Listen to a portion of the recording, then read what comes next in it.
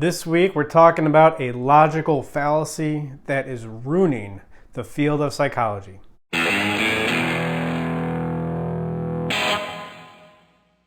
Begging the question is a phrase that you've probably heard before. Idiomatically, people use that phrase when somebody brings up a good point and it asks further questions or it raises further questions. You say, that begs the question, which wasn't the original intention of the phrase. The original intention was a logical fallacy that was first noticed, of course, by who else? Aristotle. But when people use that phrase idiomatically, it's not necessarily incorrect. The real problem with begging the question is that it's a logical fallacy that underlies a lot of theories, specifically a lot of psychological theories, and it's one of the reasons why that psychology doesn't offer us a lot of good things. It's why there's a huge replication problem in part. It's why when people go get treatment for disorders, it doesn't really help. They might as well have not gotten treatment at all. That is how ineffective the treatment is. It's because a lot of the theories in psychology are based on this logical fallacy. First, of course, talking about the definition, what is it? It is when the conclusions of an argument, try to follow me here. The conclusions of an argument are assumed in the premise. There's also a reverse begging the question where the premise is part of the conclusion, but it's all basically the same thing.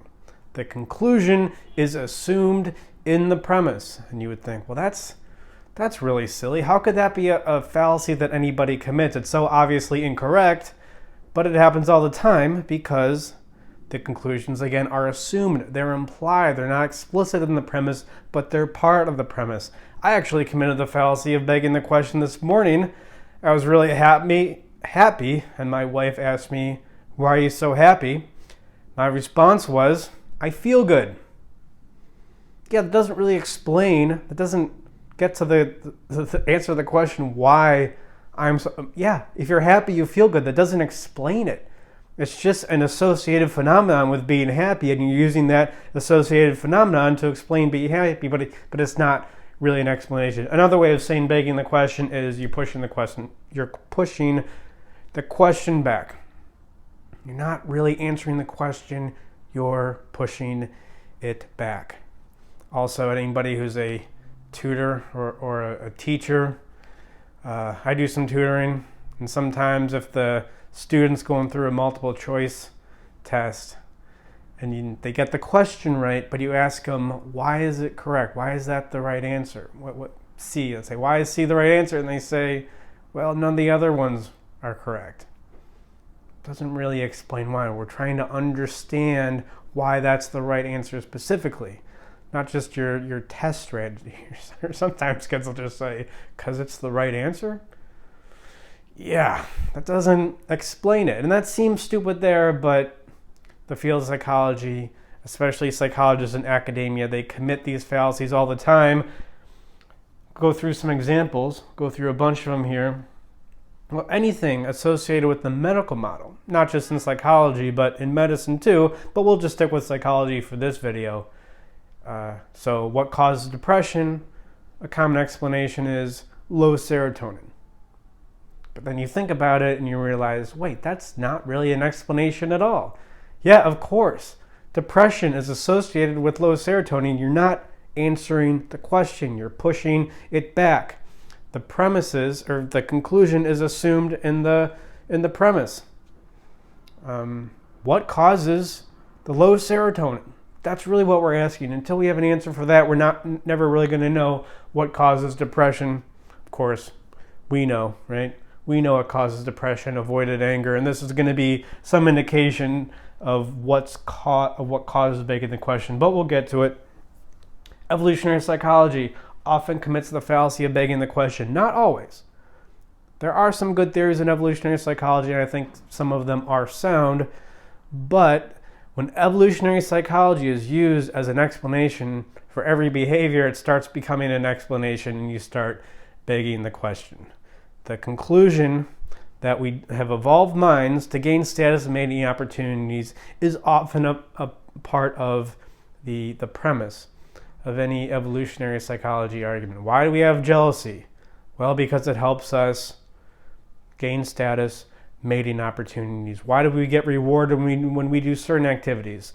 Status, mating opportunities, but it can't all come back to that. Otherwise, you're not really explaining what's going on. You're just associating it with something that we could have learned evolutionarily. Hedonism, very similar to evolutionary psychology, especially psychological hedonism. What's the motivation for doing things? People think, well, it's just to feel good, no matter what it is. Why do you do drugs? Because it feels good. Why do you do homework? Because it feels good.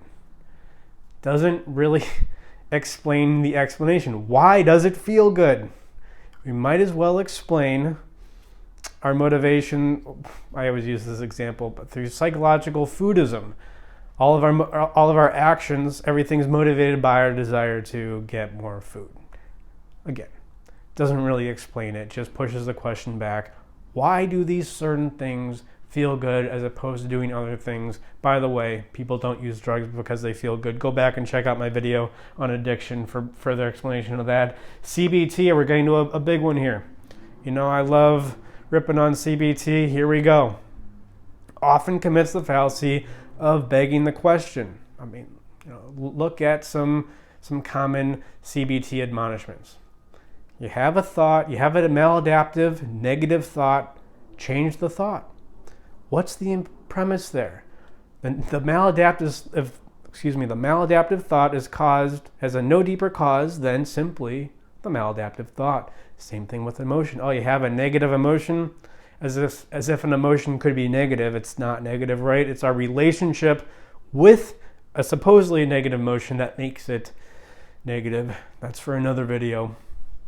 Oh, change the emotion. Don't do that thing where you put the pencil in your mouth and you smile. You smile for a minute and then you feel better. Of course, that was shown to not be replicable, but people still parrot that like it's like that's a real scientific study. Just smile more and you're going to feel better. That was the point of the study. Guess what?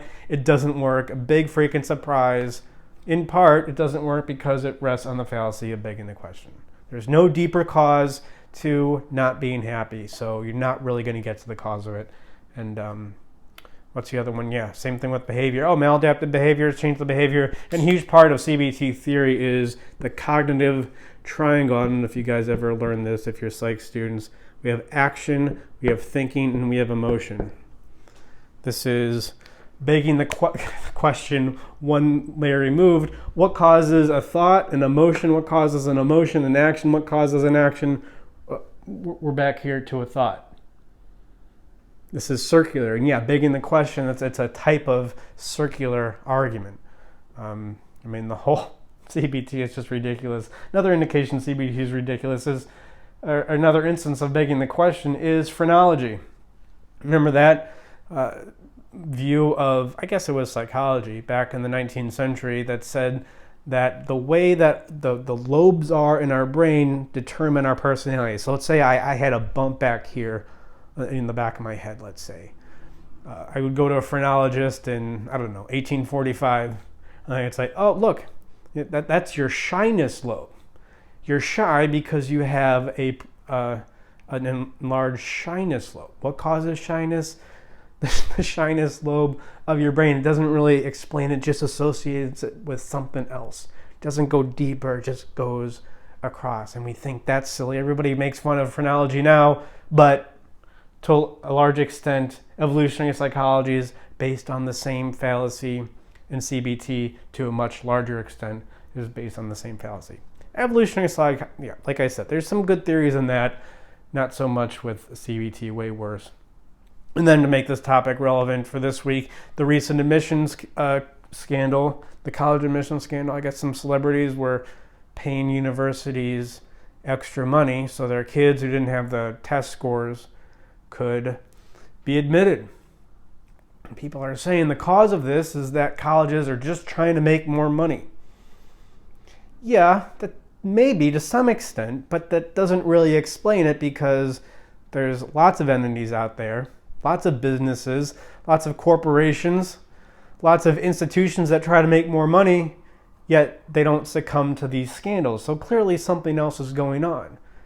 And I guess that a business would need to make money to have a scandal like this, but even that's not true. I mean, there's plenty of nonprofits that have scandals like this, so it's not just that the colleges want to make more money. Maybe it has something to do with the administration, how that's run. Maybe it has something to do with the admissions, how that's conducted. The point is there could be lots of different causes. There could be up to 100 causes, and you're just bringing it back to one. It's not even a cause, though. It's an association with the scandal, but it's not a cause. But what is at the root of begging the question, right? What causes begging the question, is almost kind of what I just indicated, is that we don't see problems as part of a larger system. We see the problem as simply a problem. Like in CBT, the maladaptive thought, that's simply a maladaptive thought. We don't look at the cause of that and the cause of that. And the reason we don't do that is because we don't see psychology as a system, as a unified whole. And unless we can do that, we're never going to be able to come up with causes for the phenomenon, for the symptom that we see. And a lot of that is going to result from abstraction. We need to look at psychology as an abstract field, not just something to be experimented on. Like I said before, in psychology, there's too many lab coats, not enough tweed coats, too much experimentation, not enough thinking. And I think one of the problems, or one of the reasons why there isn't enough thinking in psychology, is because a lot of psychologists, especially in academia, they don't really know how to think. I mentioned that Aristotle was the first one to point out, to notice begging the question as a fallacy. Not a lot of Aristotle reading going on. Though, yeah, most of the reading that's going on in psychology is reading a bunch of studies that are probably just going to be overturned in 20 years. Maybe I'll do another video on why there's a replication problem, and probably why there's always going to be a replication problem in psychology, at least for the next 100, 200 years. But that's it for this week, guys. Thank you. Thank you for watching. Please like and subscribe. Tell a friend.